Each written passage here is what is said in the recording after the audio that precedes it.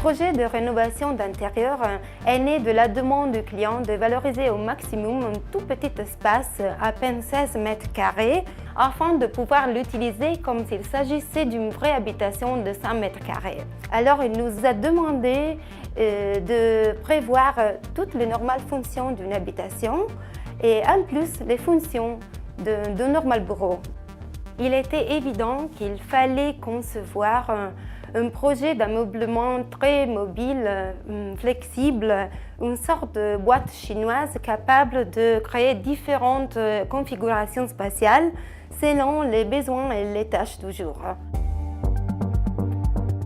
Le projet vise de mettre en valeur l'esprit original du Marais. Il était vraiment important de trouver le juste matériau et le phénix a apparu du début le matériau le plus indiqué pour la philosophie du projet. En fait, il nous a permis de n'utiliser pas des poignées. Grâce à une des caractéristiques les plus intéressantes, je trouve, de sa surface, celle d'être anti-tache de doigts.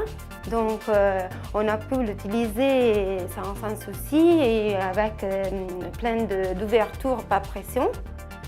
Et en plus, il n'attire pas la poussière. Donc, on a pu utiliser aussi des couleurs plus foncées, par exemple le grigio Londra, abîmé à bianco malais. Phénix étant aussi hygiénique et facile à nettoyer, nous avons pu l'utiliser aussi pour la cuisine et pour la salle de bain. Ce grand tableau sur le mur, en réalité, est une grande table de travail. La différente couleur du rectangle au centre, en réalité, est la jambe de table qui a été creusée et fraisée dedans l'épaisseur de la table même, avec un travail de grande précision. La contemporanéité ici s'exprime à travers un langage minimal, très clair, discret, sobre, l'attention apportée au minimum détail et à travers l'emploi de matériaux d'autres technologies.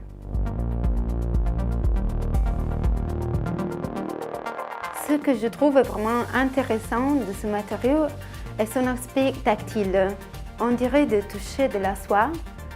Sa surface lisse, très mate, a un rendu de la couleur très profonde et surtout je la trouve encore plus fascinante en l'opposant à la matière originale des matériaux du projet, c'est-à-dire les poutres en bois restaurées et la pierre calcaire qu'on a redécouverte.